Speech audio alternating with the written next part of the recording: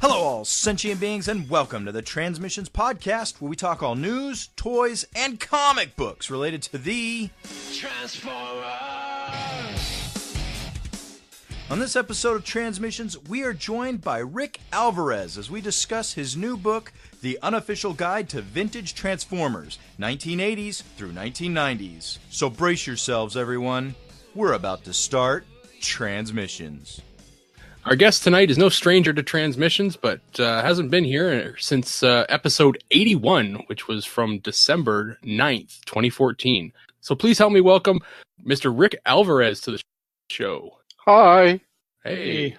Hi. Welcome. Thanks for having me here. It is quite disconcerting to be on a show without actually looking at anyone. I'm not used to this format anymore.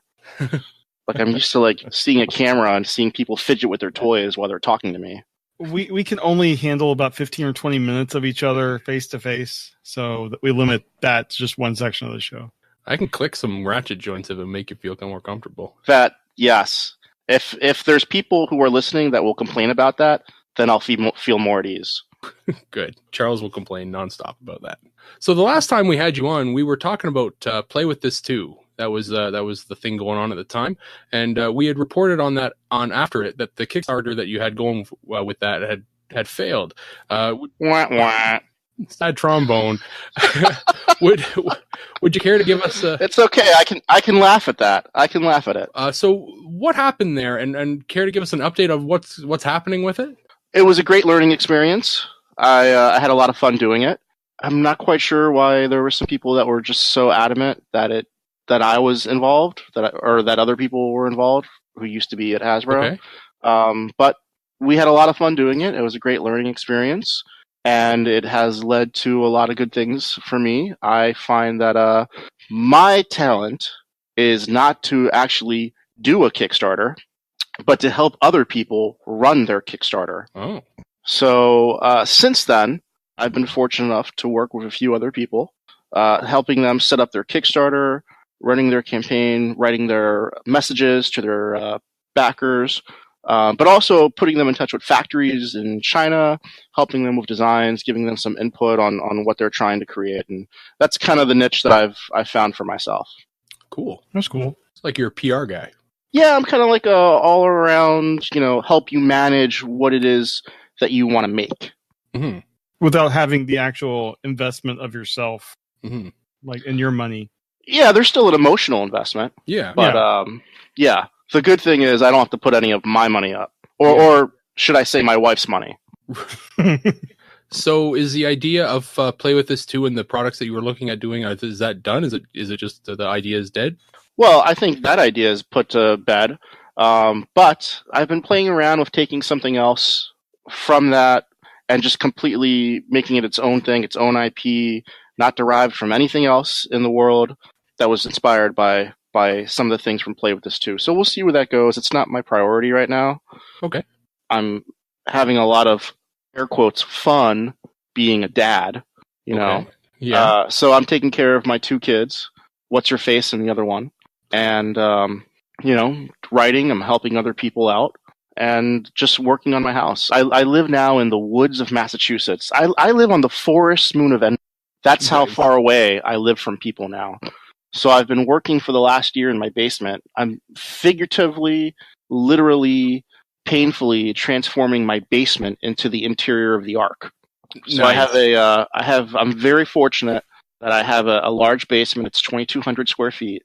We have 11-foot tall ceilings. So there's stalactites hanging down. There's stalagmites coming up out of the ground. All the cases are going to be encased in faux stone. So you put up chicken wire and then plaster, and you make all this stone facade in front of everything. And then, there's a large part of the walls that are orange. And I spent a lot of time just trying to find the right color paint that gave you that G1 Arc vibe. It's called Roasted Butternut Squash in an eggshell color. Mm. That is the right type of paint. That is the G1 paint. All right. It's good to know for everybody else who wanted to do that. That's great. Now, you spent a lot of time working for Hasbro, and at the last time we spoke, you were consulting for them as well. Are you still? Was I consulting for them? I don't. I don't know. My When's the last notes, time my notes said you were. You might have told us you were. It's back almost 3 years ago now. So 3 years ago. No, I wasn't consulting for Hasbro. No, I have no communication with Hasbro. Basically, everybody that was on the Transformers team, except for one person, is no longer there. okay. I think the only person that's still there is Lenny Panzica, and I think he's only there part-time. There's everybody else has moved on to either different companies, and then the other person that's still there, Bill Raleigh, I think he's on Star Wars now, but everybody else is new. That generation that I was a part of has left the building, so I don't really catch up with anyone out in Hasbro land anymore. Okay. Well, one thing that we do all share is the experience that we've been put through with the Michael Bay movies. I'm assuming you've seen them. Yes, yeah. I was I got hired right as part 2 was in production, and I left right as part 4 headed into filming. Okay. Did you see part 5? I saw it once, and I think that's all I needed to see. All right. Probably too much. Yeah. Yeah, it was the movie that never ended, and then when it ended, that's where it ended? That's how it ends? Huh? So, yeah, I was very fortunate that I got to work on 2, 3, 4, and some ideas that we worked on for part 4 ended up in part 5. But still, my favorite movie is the one that I didn't work on, the good one, part 1. Part 1. Yeah, 2007. Cool. Do you have any hope for the live action franchise? Absolutely. Assuming Michael Bay does not come back. Listen, you can say what you want about his directing style. He is a terribly nice person, despite everything you might have heard contrary. He was always quite nice to me, so I can't say anything bad about him. He probably doesn't know who the hell I am or what my name is. But I think there's hope for the Bumblebee movie. I'm excited for it because the guy who's directing that directed a great film called Kubo and the Two Strings. I think that was the name of it. What an impressive film. You could just tell that there was a lot of love and passion put into that film. And I'm hoping that he takes that to his live action directorial debut. So I think for Bumblebee, I'm excited. I'm going to give it a chance. But as far as continuing after part 5, I think that I hope that's reboot country. Mm-hmm. Yeah, we're hopeful for Bumblebee too. I think I've also seen that movie Kubo and the Two Strings. I took my kids to see it, and they really enjoyed it. So that gives me a little bit of hope. Yeah. Now you're here promoting your new book, and this isn't the first time you've written a book. Unfortunately, no. It is not. Well, that's kind of how I got my start into the world of toys. Back in the 90s, this is probably going back before you guys were born. Oh, way back. Yeah, back in 1994, I got a job on the weekends at a collectible toy store called Play With This, and it still exists. So I got a job at a toy store called Play With This, and there was a guy there who had written a couple books. He would come in, borrow a few things from the store owner, and then he would go off and write a book. Well, he wrote a book on 80s toys in general, A Decade of Fun, and I lent him some Transformers, and the book did horribly. It was a complete failure. Nobody bought it. But the Transformers section got a lot of attention for some reason, so they had approached me, and by 1998, I was contracted to write my first book. I was still in high school.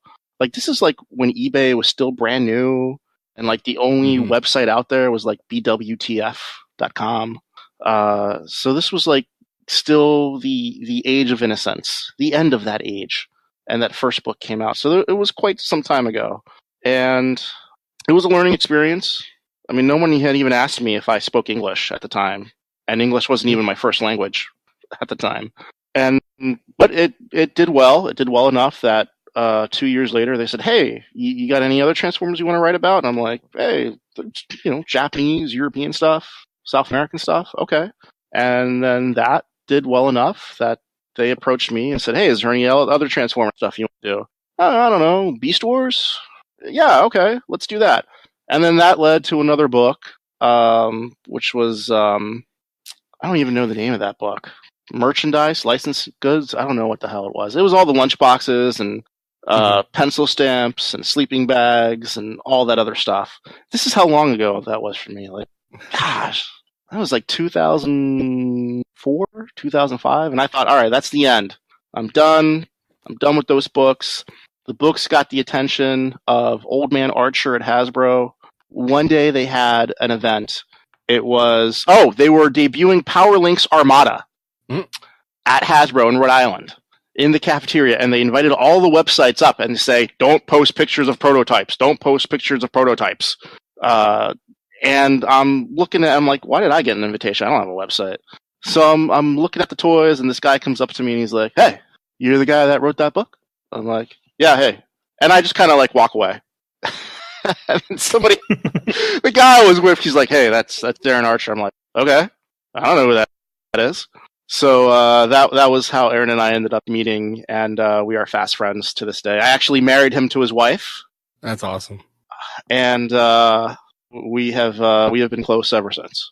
So okay, so that the books led to me meeting Aaron. That next year, Brian Savage took over the club, and Aaron's like, "Hey, you should go work with this guy and help him." I'm like, "Oh, okay. All right, I'll do that. Are they going to send me free toys? Okay, cool." So that led to working with the BotCon and Collectors Club for 5-6 years, and that was kind of my audition to, in part, to go work at the Big H. Nice. And I thought, I'll never write another book.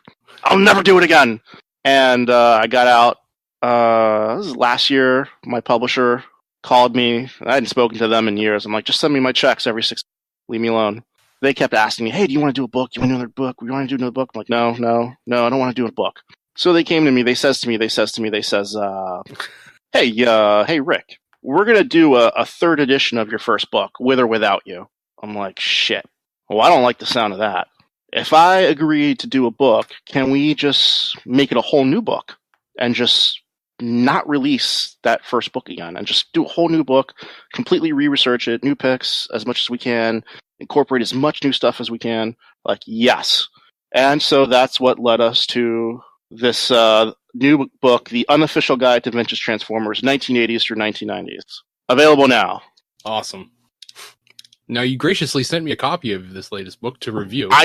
I sent you nothing. Yes, you did. You did. You worked very hard to get me this book, and I very much appreciate that. It. Is true, but I'm glad my publishers finally came through. Mm-hmm. I'm sorry it took so long. Post more than anything. Through having sent stuff to Daryl myself, Canadian Post is a pain. It's you know what? I'm dealing with that right now, and I'm not even in Canada, and I'm dealing with Canadian Post issues. So, well, I'm glad you got the book. What do you think about the book? What are your thoughts, complaints, loves, desires? I have some things for you. Now, right off the top, I want to tell you it's impressively thorough. I could not imagine how much stuff you got packed into that book in this relatively short page count that you have. So I was very impressed with that. Well, I don't decide the page count, but it ended up 240 pages. But you go from the beginning of G1 to the end of Machine Wars, which is an insane time span to cover. Which I applaud you for that. That is great. You cover some really great figures in that time span. Now, I do have some critiques for you. So if I can, me. All right. So, as I understand it, the pictures that you have came from many different sources. Yes. So the pictures, a lot of pictures came from my friends, or my friends' friends, or from my collection. Right. Now, this is what I consider to be both one of the book's greatest strengths, but it's probably its biggest weakness as well. There doesn't seem to be a consistency to the pictures. Their lighting is different on many of the different pictures. And that they do seem to be just kind of randomly thrown about the page. Now, that basically is the only major critique, though, I have for it. The pictures are kind of jumbled around, and the lighting and that kind of thing, and sizing is all over the place. Well, let me address. Let's tackle that at that point. Okay, if sure. I may. Yes, the pictures were taken by different people. I had a great photographer who did most of the stuff. Duran Land, Yellow Wolf Photography. He borrowed a big chunk of Orson Christensen's collection, and they photographed their stuff. Captured Prey, if people don't know Orson. Yes, Orson, wonderful human being, terribly unattractive. Just, oh my God, don't. It's like the Medusa effect. But anyway, he's a wonderful. So they shot some pictures. I shot some pictures. Some pictures were reused from other books I had previously done. Okay. So that's how the lighting issue comes into it. And then the size. Yeah, I'll agree with you with the size, because that's something I fight about with my publishers all the time, is that, like, why is this picture big versus this one? Like, are you not looking at the captions to help you determine how you should size these? And by the time I get the layout, they're like, well, we can only adjust so much. I'm like, well, right. It's never going to be 100% what you want unless you do it yourself. Right. And that's, if I want to get a book published, there's always a little give. So that's my give, unfortunately. I don't get to determine the layout, which I wish I could, but I don't. And it irks me as well that some of these pictures are oddly sized. That is the only real critique I have for you. But I have many pros. Like I said before, the book covers figures all the way to Machine Wars, which is insane to think about when you see the size of this book and the price tag. It's $30, and it covers an incredible amount of stuff. And actually, Jeremy, you just found it on, or Charles, you found it on Amazon. I did. You did. Okay, so what's it on Amazon? Right now, $23.24 with Prime shipping. See, there you go. It's not even $30. So, yeah, I think Amazon usually keeps it around the $25 mark. Yeah, it's listed at $29, but Amazon likes to mark stuff down. You also show variant figures and exclusives, which is super cool, and a lot of people, a lot of collectors, they want to know what the variants are available for a certain figure. Are there exclusives? Because there were exclusives back in the 80s, and some of them are really hard to find. I know that being here in my home city, there's a Pepsi distribution factory here, and Pepsi Primes are all over the place here. You just gotta talk to some people that work for Pepsi. So they come around, and when they do, holy crap, you can get a good one for a good price, especially if you talk to an old Pepsi worker. And that's the Canadian variant too, right? So, a variant of an exclusive, which is it's pretty awesome. Hey, I'm looking for one for my personal collection, so set me up. You and me both. And at the very back of the book, you have a huge number of stuff that's non-toy merch, which we all had growing up. There's an incredible amount of that stuff. Yoshi, who's not here tonight, did a whole new Declassified on just that topic. And there's so much cool non-toy Transformers merch that you highlight a lot of it throughout the book too. Like the Soundwave that was the Walkman. That's awesome. That's cool and crazy stuff that nobody really seems to remember, but if they see it, they're like, oh yeah, shit, there it is. Well, everyone seems to remember it. They just don't remember exactly what it looked like. Yeah. What do they call that in the X-Files? The Mengele effect? Yeah. The very last page of the book, it wasn't supposed to be this. After the book was done, I fought with them because I had come across a few things. And it's not the best picture because I didn't take this picture. Definitely wasn't taken professionally, but it's good enough for being published. The Transformers cereal boxes in there, which I love. Yeah. And then the Power Cycle, which was something I've been after for so long. Can I tell you a quick story about that Power Cycle? Please do. All right. So the Power Cycle, this is back I don't know, man, 7 years ago. Some guy was selling his collection in Bumblefuck, East Pennsylvania. So like my buddy flies in from California. We pick up my other friend in Philly and we drive out there. And this is like the middle of nowhere. And this guy's selling a beautiful, wonderful Transformers collection at this auction house. And the first item up for grabs that day is the power cycle scene in the back of the book. And I'm like, you know what? Nobody's going to collect this. Nobody buys this crap to me. No one's heard about this auction, right? We get there. Place is packed full of heavy hitters. Really? So it's the first auction of the day, and I'm nervous. And I sit right in the front row. And it starts at $50. And within 2 minutes, we're at $750. And I look over, and there's a guy in the front row looking back at me. And he's like, "Are you Rik Alvarez?" "Yeah." "Your books inspired me to collect." I'm like, damn it. He's like, you better let me have this. So at the $950 mark, I lean over to him again. He's like, "Yeah, I already got one. I just want it for the box." Bastard. Oh, man. So he takes it. He wins the auction. And I do the Rik thing, and I pretend to be his friend for the next 7 years. And I say, "Hey, man, if you're ever going to sell this, kindly give me a call, you know?" He's like, "Yeah, absolutely." So sure enough, last year, he's like, "Rik, I'm out." I haven't spoken to this guy in like 3-4 years. He's like, "I'm out. I'm getting out. I told you I'd sell it. To offer it to you first. You can have it for what I paid for it at the auction." Great. So I drove out to meet him, and I was so like upset that I didn't get that Power Wheel. I'd been looking for one ever since. And that very same Power Wheel, I don't know if it was karma or all the forces of the universe acting on my behalf, that I was able to get that Power Wheel. And I'm like, wow, this is absolutely beautiful. It's my favorite thing. Now, last week, I found out there's a variant on it.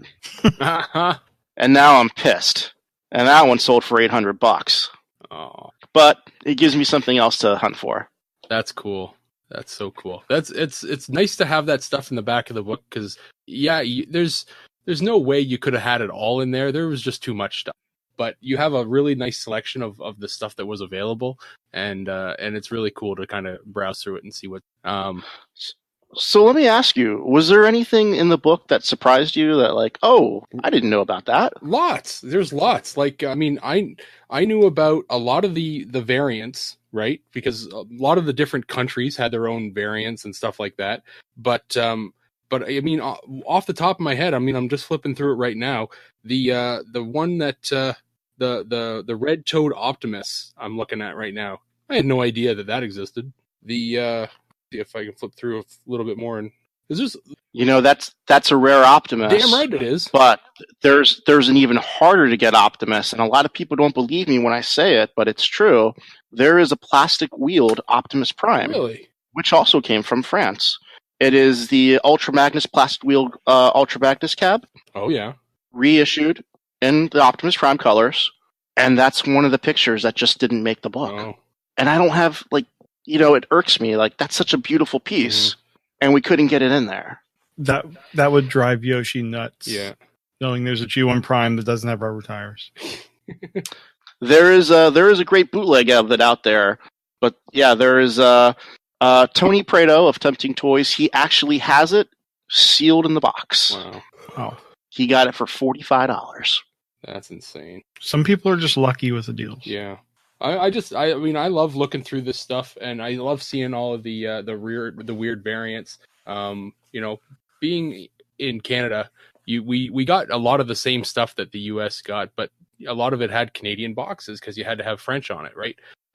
So growing up, you never thought, you know, twice about keeping the boxes, but it turns out that because we were such a different market than the US, that our boxes were different, and that seemed to be a big thing for collectors. Nobody knew at the time. It's cool, and then, you know, you have a lot of those different colors of the mini bots and stuff like that. That's all really cool, and there's so many different variants, which is neat. Oh, how crazy is that? All the South American mini bots. Yeah. Oh, yeah. Unbelievable how many different ones there are, and I there's got one so of many those. more that didn't even make the book. Yeah. We could have done a whole chapter just on the mini bots from South America. Yeah. Yeah. When my wife and I were just dating, she found one at a show for like $25 and picked it up. She's like, "I thought you would like this Transformer thing." I'm like, "I've never seen that before in my life." Yeah, they're cool. I love the variants, and I don't have a lot of them, and and the Diaclone stuff and all that really cool. Now, with us recording the podcast for so long, we've had the opportunity to see the development of 2 other similar books over the years. The first being Mark Bellomo's and his price guide and book for G1, and then the other was Ocular Echoes, which got to the production phase, but was squashed with some legal ramifications, or some legalese got in the way. Did you have any experience with any of these 2? And what were your thoughts on those? I've never seen Mark Bellomo's book, but I think from what I understand, that's like an identification guide. Yes, right. Whereas this is like a coffee table type of book. Mm-hmm. So they're 2 very different books. The Ocular Echo book, man, what a work of art that is. That's that. I mean, gorgeous pictures. That one. Yeah, I mean, Bryce and Sebastian and their whole team are just amazing people, just unbelievable. I was heartbroken to see that book not go through. I'm hoping some way, somehow, it still happens. They were nice enough to reach out to me and offer me the chance to write the foreword to Volume 1. And I eternally grateful for them to come to me and allow me to be a part of their project. So I'm very hopeful that book gets through. I was very adamant in telling Bryce that you really got to focus on the photography aspect of it. Like, put that in the title, like the photography of G1, because his pictures have such a unique signature. Mm-hmm. And I really hope that comes out, hopefully official. But yes. Who knows when, where, or how. Yeah. He's local to me as well. A little bit more of a drive. He's not in the city, but I did get the opportunity to see a production sample of it. So a little bit better than the quality that he showed off at TFCon last year. And so beautiful. The pages were so nice and crisp, and the pictures were gorgeous. It really was a work of art, that book, and it would be a shame if that never saw the light of day. But yeah, they are both of these, the 2 very different books than what you've produced here. Yeah, I think there's room for everybody, man. If we can have 50 million third-party Devastators, then we can have 3 or 4 books out there. Everyone brings their own uniqueness to it. There's room for everyone. Go find what works for you. Just like podcasts. Yeah. We all bring our own thing to the table, and some people listen to all of them. Yeah. Now, if you're looking back through the book, was there a figure or a picture that was the most difficult item to get your hands on? Oh, man. You got to remember, this was almost a year ago that this book happened. Mm-hmm. I would say, at the last second, I handed the book in, and then a friend who I hadn't spoken to in 10 years, he's like, "Hey, I heard you're doing a book and you didn't call me." And I'm like, "Oh, I just I didn't think about it. Like, I've got a Battle Gaia, and I've got all these other beautiful, wonderful, rare things, the Mexican Prowl, and the Red Tracks." And I'm like, "Oh, yeah, I'm gonna call my publishers." So I find that the best work happens about 2 weeks after something's due. Mm-hmm. That's when the best writing happens. That's when all the forces of the universe combine to just bring you stuff. So I'm just very fortunate that I have friends who are as passionate as I am about toys, and they're generous enough to let me borrow pictures or to borrow the items to take pictures. And then there's some people out there who've got a few gems. They're like, "No, I don't. It's not for me. I don't want my toy pictured in a book." I'm like, "Okay, no worries. That's not something I'm going to hold against you. I totally understand." So would that be something that would in the book but couldn't get, because generally you it looks like you've covered all the bases. Well, there was one piece that I wanted. It was the hoist with the Trailbreaker head. Okay. Which was, I believe that's the Netherlands exclusive, or a variant, rather. Yeah. That was one piece I was looking for. I have a few friends that may have some Generation 1 prototypes. I can understand the sensitivity about them not wanting certain things pictured. So even if it's anonymously, but there's no matter how much you put into a book, because we show packaging, carded variants on cards, boxes. No matter how much you put into a book, there's always more. There's always more than you can put into a book. There's never going to be one book that is the definitive end all be all. Nobody has a collection that's going to be the end all be all ultimate collection, because here we are 30, 35 years out, and we're still finding things from G1 that we didn't know existed. That's what keeps driving me to collect stuff. There's always going to be a chase. There's always a hunt. Yeah, there's stuff like that. I mean, it's kind of about 2 years old now, but it's the unreleased G2 Menosaur set that kind of got ended up on eBay a few years ago. There was one on eBay last week. I think it ended up around 19,000. That's ridiculous. These things were hidden for 30 years, and now there's one every. Yeah. I think there was more of those than we knew about. But I mean, there's still a lot of things that are, one-offs or extremely rare. Whether you collect G1 or, there's a few universe figures that never came out that there's only a few hand-painted samples of that I would love to be able to find and keep in my collection. But as I said, no one's ever going to have a definitive collection. Doesn't matter how rich you are. Sometimes if there's only one or two of an item, that's true. You're never going to have everything. That's what fuels my passion for Transformers. And that's what fuels my wife's hatred of Transformers. There will never be not something for me to collect. Even if they stop making them today, there'll still be things for me to collect all the way up until I die next year. or whenever it is that I die. So with the book out now, what's next for you? Well, I got the itch. So I wrote this book, and I thought, all right, cool. It's my coup de grace. I'll sail off into the sunset and go join Frodo and Bilbo. And life is funny how things kind of come around full circle. Now I've kind of got the bug in me, and I'm working on another book right now. And oh boy, I can tell you, it is the biggest pain in the ass. It is the most annoying thing I've ever done in my entire life.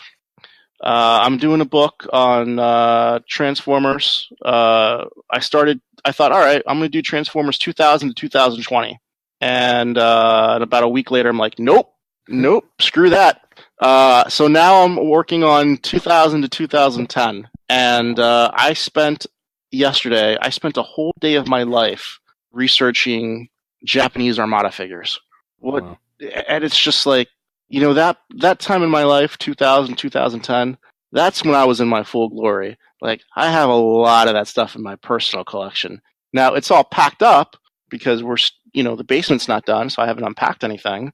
So I have to go through all the boxes and sort everything and then photograph everything and transform everything and photograph it again. But there are so many lucky draws and mini-con variants and packaging variants, even on the Hasbro stuff, red Energon, black Energon boxes. There's so much stuff out there. It is such a pain in the ass. I'm expecting to be done with this book around 2025. So look for that coming soon. Cool. So we're coming into convention season. Are you looking to hit up any conventions this year? Yeah, I think I'm going to go to TFCon Chicago. Right.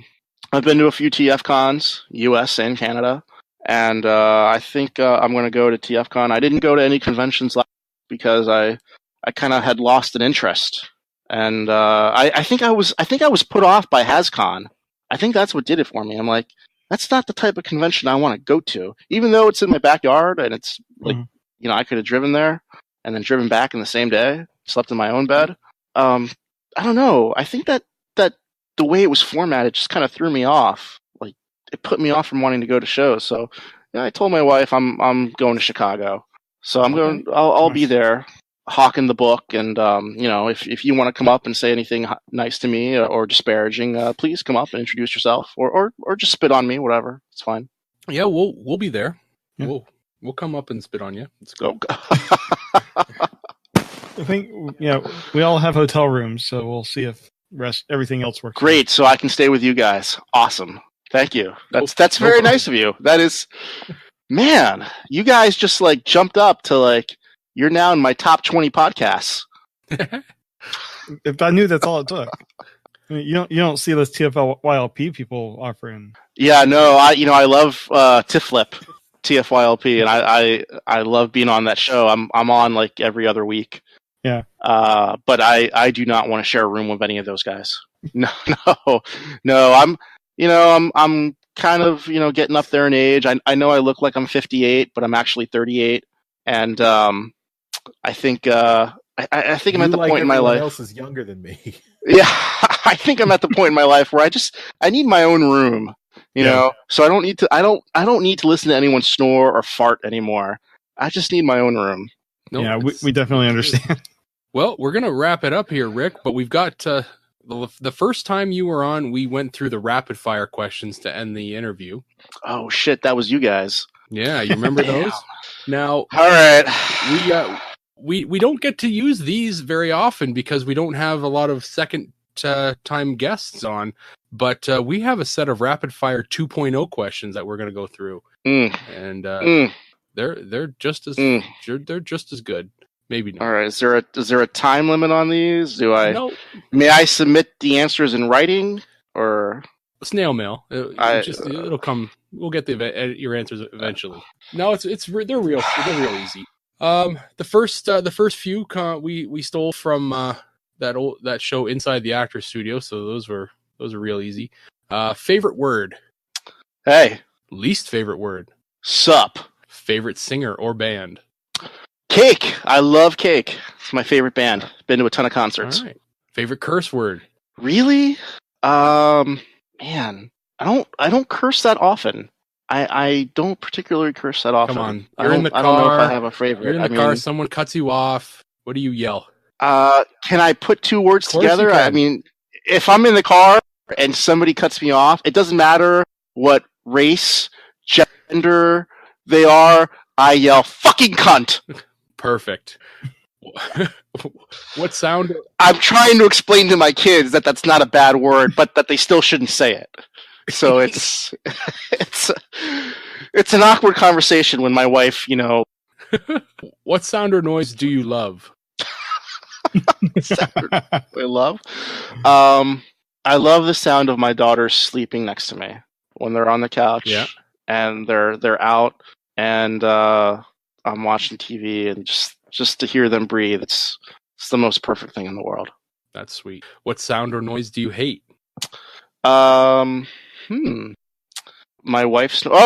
This is easy. This is definitely easy. Listening to anyone from TFYLP snore in the bed next to me. Oh, there you go. What profession other than yours would you like to attempt? Well, my instincts say cowboy astronaut, but I would very much like to teach young children martial arts. Okay. Like, when I say young, I mean like 2-3 weeks old. Oh, okay. Somewhere between like the 4 to like 7 range. Right on. I'm playing at, yeah. What was your first job? First job? It was working at Play With This. All right. In the Pennsauken Mart in Pennsauken, New Jersey. What profession would you not like to do? What would I not like to do? School janitor. All right. What's your workplace like? Okay, since I do most of my writing in the basement, behind me I have a 28.5-foot long glass display case that's 5 feet tall and a foot deep. Inside of it is all my boxed G1 stuff. So that's behind me. In front of me, it's just a disaster. It's just drywall and pallets and paint cans. Oh man, what do you listen because, to? Because the display cases came, it's like I had no place to put them, so I just had to install them. You had to build them. So I'm like, yeah, screw it. I'll just unpack my G1 stuff and put it in there. What do you listen to, if anything, while you work? Silence. Silence is key. When I am in my basement, in my vault, there is no TV, there is no radio, there is no music. It is quiet. It is quiet. But if I had to pick a movie that was playing in the background while I did work, it would either be Aliens or T2. All right. Is there anything you constantly get asked to do because you're good at it? No, I am not good at anything. I am constantly. Not even open jars or anything like that? Oh no. My wife in our old house, that woman, she rented a jackhammer, tore up the driveway, and repaved it herself. There is nothing I could ever do to best my wife at anything. Let me tell you, you know what? We have a reason to fear Asian people. All right, they are better than us. Yes, all right. I can agree with you on that. My wife can spell words she doesn't even know exist yet. She is just intellectual. She's like a doctor or something. I don't get involved, man. I try not to like pay attention. She's all like smart and stuff, and I'm like, I have a beard, so I don't. My wife's like, I'm gonna cure cancer. I'm like, I mess with computers. Yeah, my wife's like, oh, I'm published. I'm like, I'm published too, but she's like, yeah, but I'm published as a doctor. I'm like, I take my books have pictures in them. We all have our audience. What's the best advice you ever received? Man, I don't know if anyone's ever given me advice other than just say stop. But stop what you're doing. When someone stop, it means stop. Don't misinterpret those words though. But if I had to give advice to someone, take chances. Even if it doesn't work, go. You want to do something? You want to run a Kickstarter? Go do it. It doesn't work? Screw it. Wasn't supposed to be then. Go do something else. Do what you want to do. You want to marry that horse? You marry that horse. But you love that horse, goddammit. Marry the shit out of that horse. You love that horse. You stay faithful to that horse. That horse fucking loves you too. What was the last good book you read? Tina Fey, Bossy Pants. Oh, it was a great book. I read that too recently. Highly recommend it. I loved it so much, I went and got the audiobook. Yes, that's how I read it, on audiobook. Yeah. It's funny. She's hilarious. I love her. I love Tina Fey. Yeah. She's gorgeous too. Are you reading anything currently? I am in the last chapters of Dynasty of Evil, which is a Star Wars book about Darth Bane. Oh. And then the next book I have lined up is the second autobiography from Bruce Campbell. Cool. His first autobiography was great. Taught me a lot about filmmaking, which I used if I ever became a filmmaker, which I didn't. So I didn't use any of the advice. But there was good advice in there. Do you believe in ghosts? Beware. They are always watching us. Do you believe? Was that a question? Like you just say ghosts? Like yeah. Do you ghosts? Do I believe in ghosts? As in undead spirits? I'm kind of one of those guys that if you can't prove it with the scientific method, does it really exist? But at the same time, there's some freaky videos out there. I've never seen anything that makes me believe in ghosts. I can tell you right now, this house is not haunted. The house that I live in, but I'm open to maybe I don't know. All right. Do you believe in aliens? Man, what an odd transition that was. We have no real format here. And Daryl doesn't seem to know the definition of Rappin either. I'm trying. What was that it or that was it? Yeah. Oh, okay. Should I go now? What do I? Hear the answer to the aliens question. Do you believe? In aliens? I didn't hear that one. Oh. Yeah. Oh. So do I believe in aliens? Yes. Look. There are 1.5 trillion galaxies. Each galaxy has hundreds of billions of stars. Yes, there has to be other life in the universe. There is probably other life in our solar system, either on Io or Europa. Maybe even there was life on Mars at one point. There has to be other life. Whether it's intelligent life that can come visit us, I don't know. But yes, there has to be other life out there in the universe, in a galaxy far, far away. Cool. another perfect transition here. When you drive on the highway, do you mostly pass people, or are you a person who gets passed? I drive like a banshee on acid. Okay. So, yeah, I am.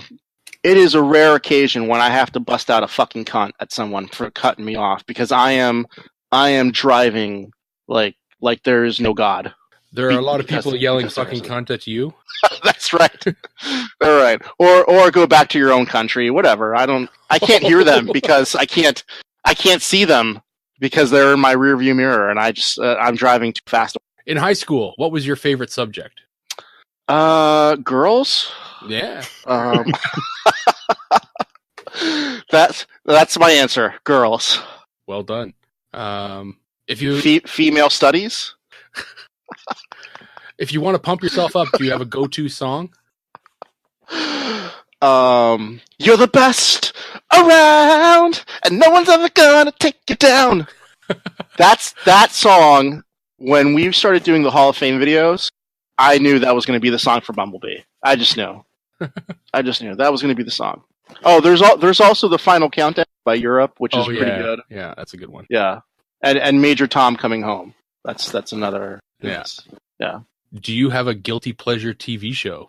Define guilty pleasure. Something that you typically wouldn't tell people that you watch, but you watch and you love it. Oh. Like, are you a big fan of the Keeping Up with the Kardashians or some?